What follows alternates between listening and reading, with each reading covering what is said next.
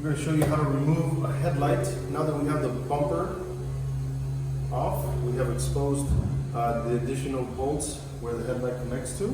We're going to have two 10 millimeters up top. Some headlights have one on the bottom. In this case, it's behind this bracket.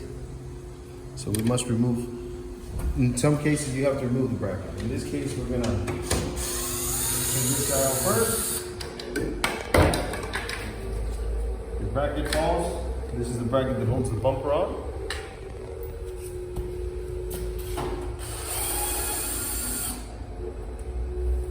Remove that one.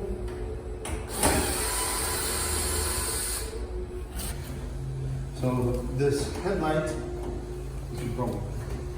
slides in on this notch right here.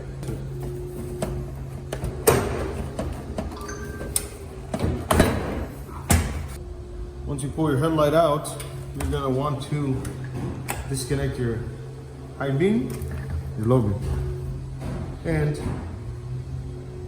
your corner lights, daytime running lights.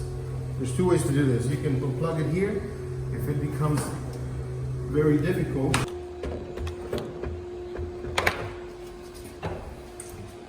okay.